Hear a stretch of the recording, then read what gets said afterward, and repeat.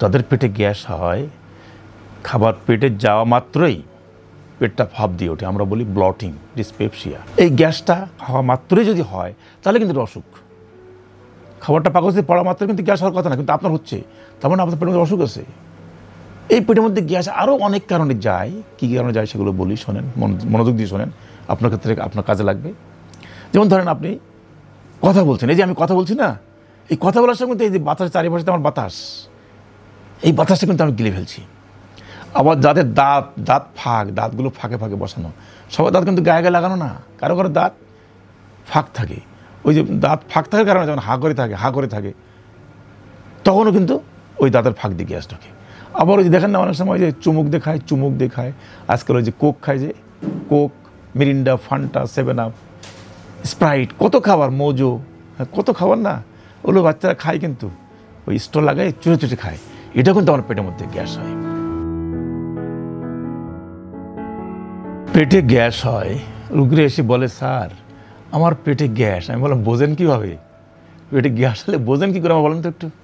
Sir পেটটা খাওয়া মাত্রই দম দিয়ে পাপ দিয়ে ভরে ওঠে, মনে হয় যেন কত খেয়ে ফেলছে, আর খাইতে পারি না। হ্যাঁ, বাস্তব কথা। কিন্তু তাদের পেটে গ্যাস হয়, খাবার পেটে যাওয়া মাত্রই পেটটা ফাঁপ দিয়ে ওঠে, আমরা বলি ব্লটিং, ডিসপেপসিয়া। এই গ্যাসটা হওয়া মাত্রই যদি হয় তাহলে কিন্তু এটা অসুখ।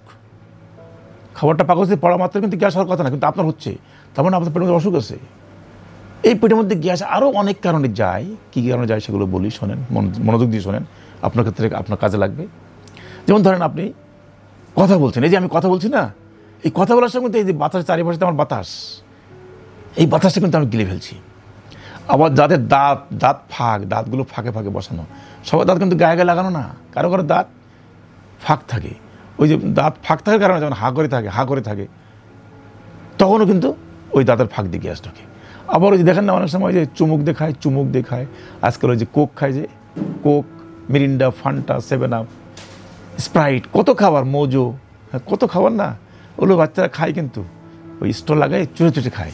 এটা কিন্তু আমার পেটের মধ্যে গ্যাস হয়। আবার হা করে থাকেন অনেকক্ষণ, তাও আপনার পেটের মধ্যে গ্যাস যাবে। সিম্পলি হা করে আসেন, হো করে হাসছেন, গ্যাস, পেটের ন্যাচারাল গ্যাস, বাতাস থেকে যাবেই। এগুলো কিন্তু ক্ষতিকারক না। এই পেটে গ্যাসটা, এই গ্যাস কিন্তু আমরা ক্ষতি করে না, কিন্তু খাবার খাওয়ার পর যে পেটে গ্যাস হয় ওটা কিন্তু ক্ষতিকারক, ওটা কিন্তু অসুখ। বুঝতে হবে যে আপনার পেটের মধ্যে গ্যাস হচ্ছে মানে আপনি বলছেন ডাক্তারের কাছে, আপনার চিকিৎসকের কাছে, যে আপনার পেটে খাওয়া মাত্রই পেটটা দম দিয়ে ফাঁপ দিয়ে ওঠে, এটা কিন্তু অসুখ, এটা কিন্তু ডিসপেপসিয়া, এটা কিন্তু ব্লটিং। এই গ্যাসটা কিন্তু আপনাকে অসুস্থ করে তুলেছে। কি অসুখ সেটা? আপনি আর খেতে পাচ্ছেন না, আপনার খাওয়ায় অরুচি চলে আসছে। কিন্তু এই পেটে গ্যাসটা কীভাবে বের হবে?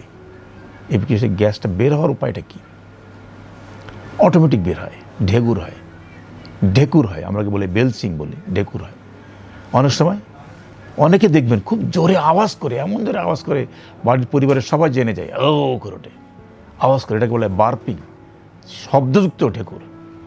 আবার অনেকে টক ঢেকুর ওঠে, মুখ তিত হয়ে যায়, টক ঢেকুর ওঠে, বুক জ্বলতে থাকে, হার্ট বার্ন হয়ে যায়। এটাও কিন্তু আপনার এই পেটে খাবারের কারণেই হচ্ছে।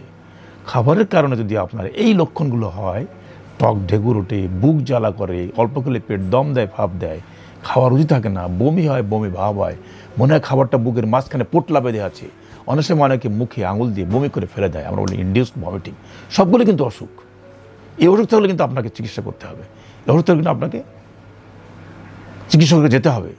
চিকিৎসক আপনাকে রোগ নির্ণয়ে সহায়তা করবে, রোগ নির্ণয় করে দিবে এবং চিকিৎসা দিবে, ভালো থাকবেন। ধন্যবাদ।